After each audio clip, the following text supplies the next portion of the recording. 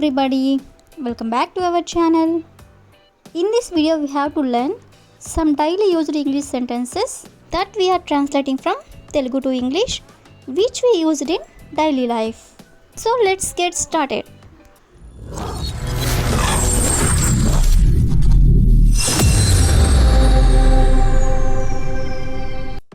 Before going to the topic, if you like this video, please like and share to your friends and family members, and also don't forget to subscribe my channel.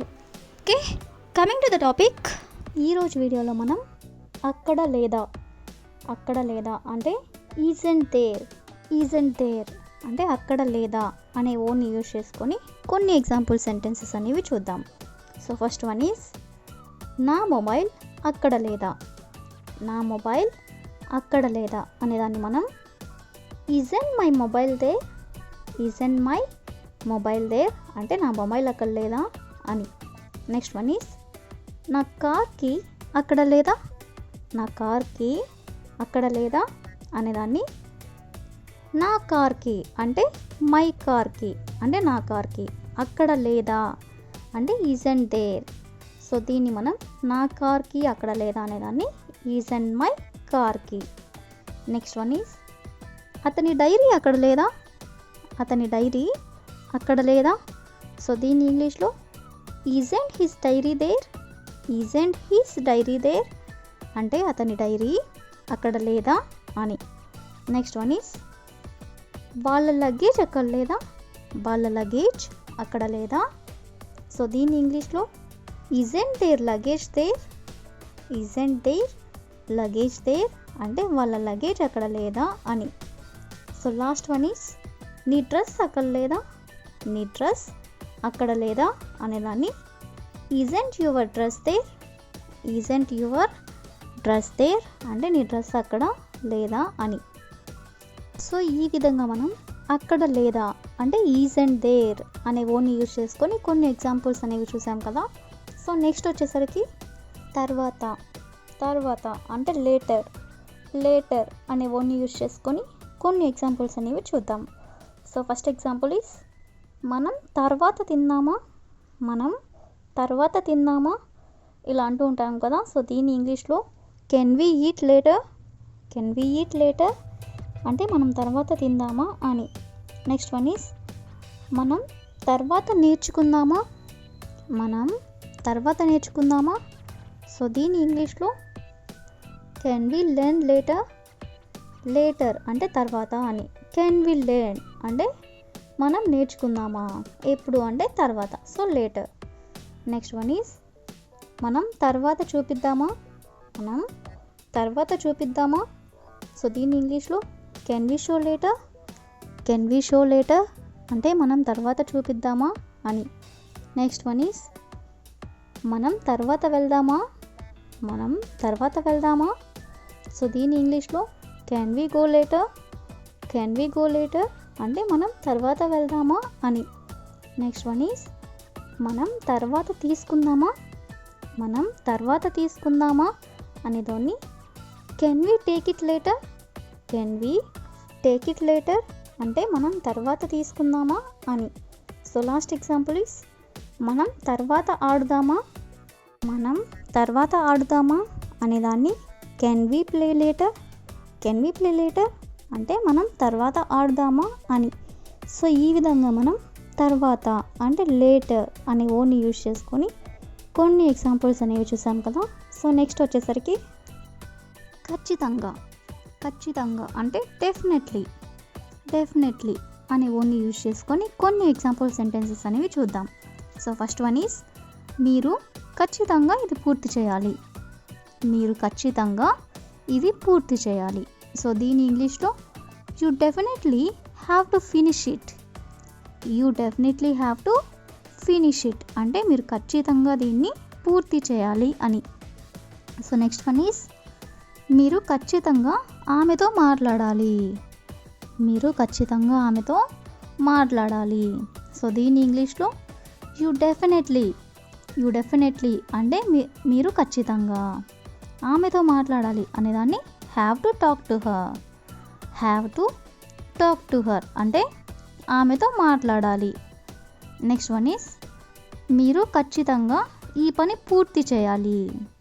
మీరు ఖచ్చితంగా ఈ పని పూర్తి చేయాలి. So దీని ఇంగ్లీష్లో you definitely have to complete this work. You definitely have to complete this work అంటే మీరు ఖచ్చితంగా ఈ పని పూర్తి చేయాలి అని. సో నెక్స్ట్ వన్ ఈస్ మీరు ఖచ్చితంగా ఆమెని కలిసి తీరాలి. మీరు ఖచ్చితంగా ఆమెని కలిసి తీరాలి. సో దీన్ని ఇంగ్లీష్లో you definitely have to meet her. You definitely have to meet her అంటే మీరు ఖచ్చితంగా ఆమెని కలిసి తీరాలి అని.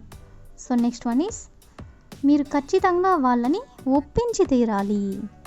మీరు ఖచ్చితంగా వాళ్ళని ఒప్పించి తీరాలి. సో దీని ఇంగ్లీష్లో you definitely have to convince him. Convince అంటే ఒప్పించడం, వాళ్ళని ఒప్పించాలి అనే దాన్ని convince them. Next one is మీరు ఖచ్చితంగా అక్కడ ఉండి తీరాలి. మీరు ఖచ్చితంగా అక్కడ ఉండి తీరాలి. సో దీని ఇంగ్లీష్లో you definitely have to stay there. You definitely have to stay there అంటే మీరు ఖచ్చితంగా అక్కడ ఉండి తీరాలి అని.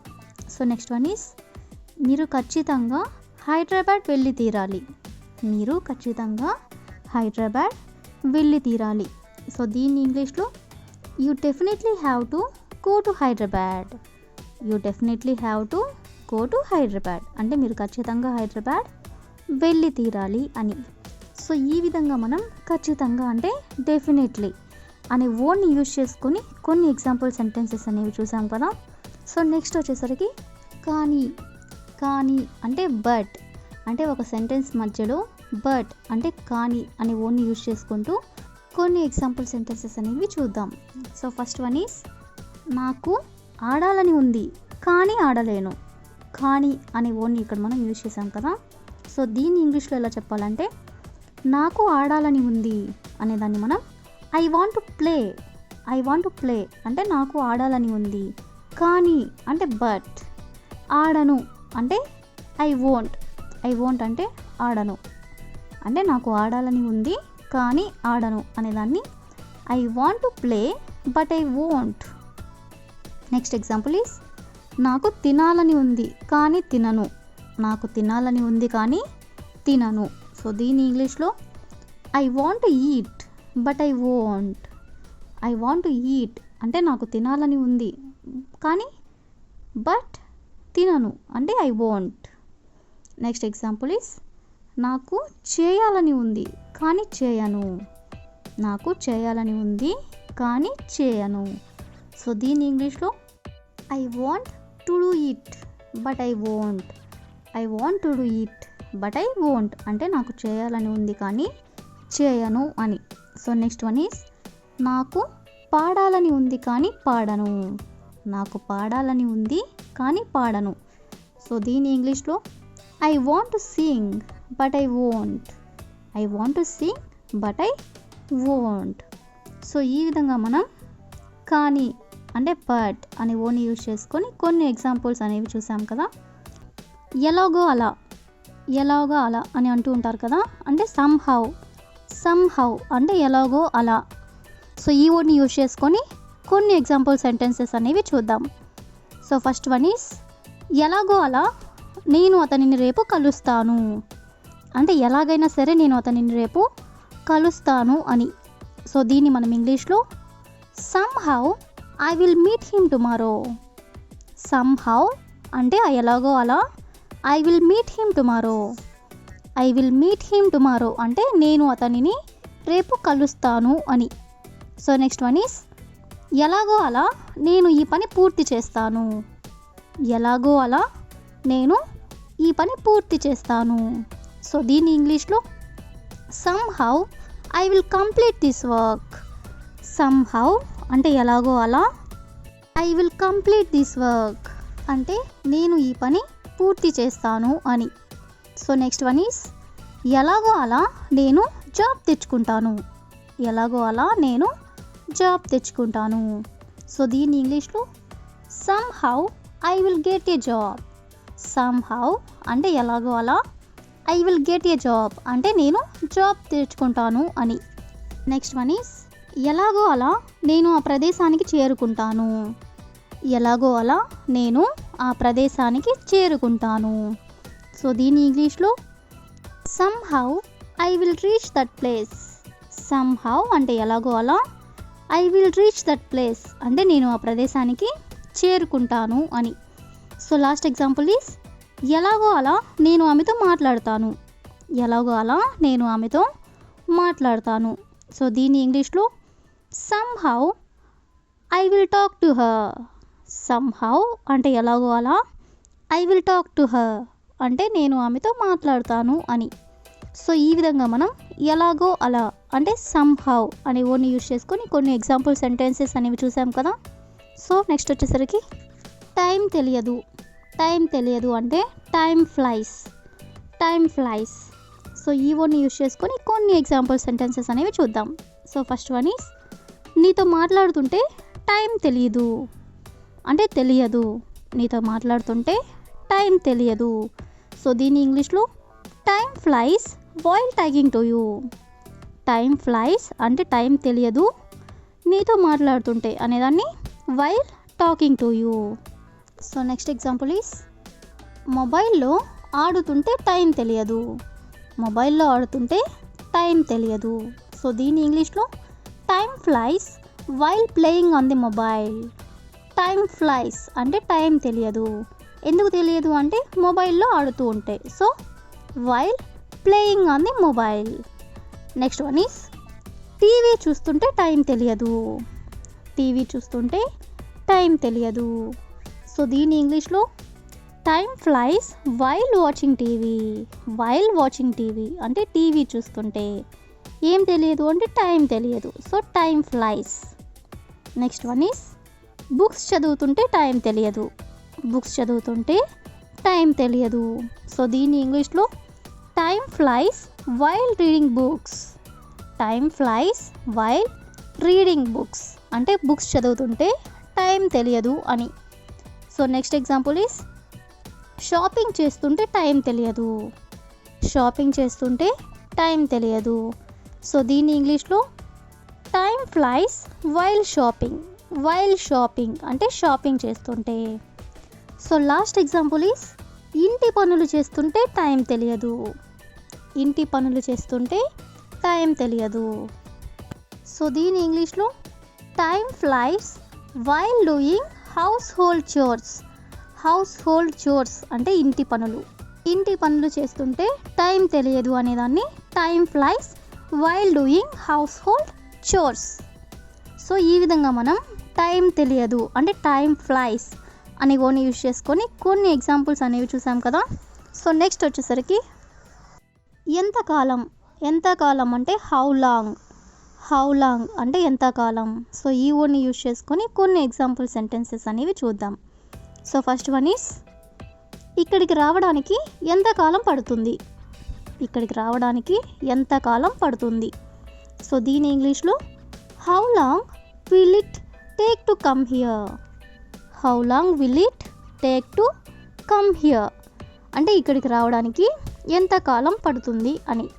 సో నెక్స్ట్ వన్ ఈస్ ఈ పని చేయడానికి ఎంతకాలం పడుతుంది. ఈ పని చేయడానికి ఎంతకాలం పడుతుంది.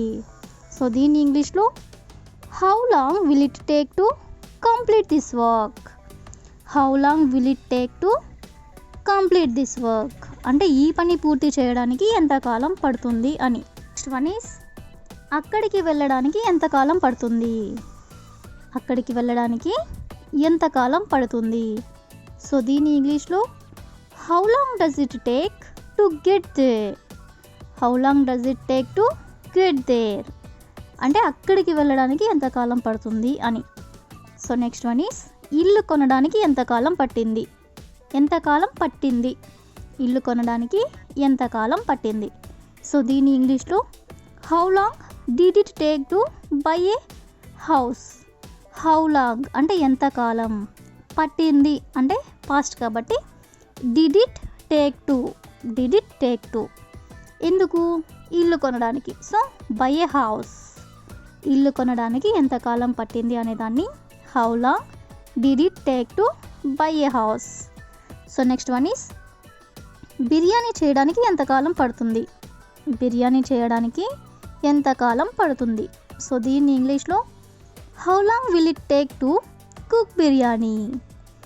మనం ఇక్కడ ఫ్యూచర్ గురించి మాట్లాడుతున్నాం కాబట్టి విల్ అనే వర్డ్ యూజ్ చేస్తాం. How long will it take to cook biryani. So ఈ విధంగా మనం హౌ లాంగ్ అంటే ఎంతకాలం అనే వర్డ్ని యూజ్ చేసుకొని కొన్ని ఎగ్జాంపుల్స్ అనేవి చూసాం కదా. సో నెక్స్ట్ వచ్చేసరికి నేను వద్దని చెప్పిన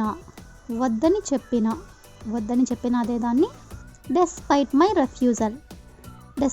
రెఫ్యూజల్ అంటే వద్దని చెప్పిన. సో ఈ వర్డ్ని యూజ్ చేసుకొని కొన్ని ఎగ్జాంపుల్ సెంటెన్సెస్ అనేవి చూద్దాం.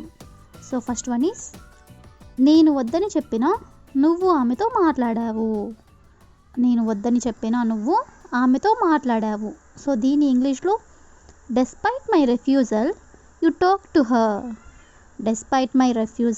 అంటే నేను వద్దని చెప్పినా యు టాక్ టు హర్ అంటే నువ్వు ఆమెతో మాట్లాడావు అని.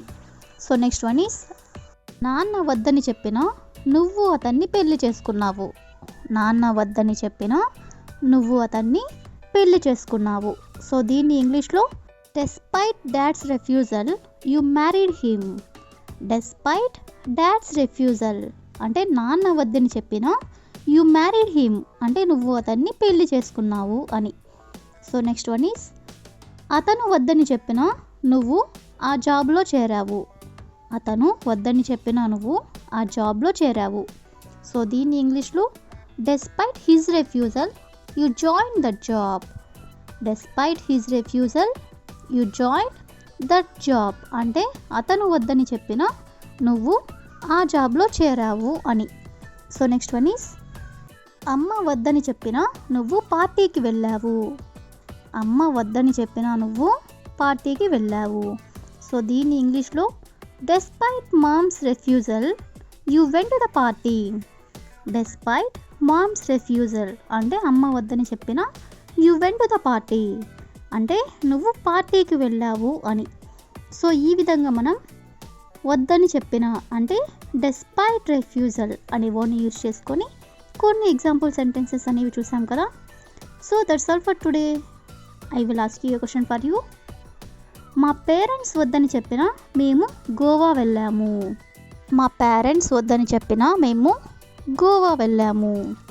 If you know this one in English, please you can comment in the comment section.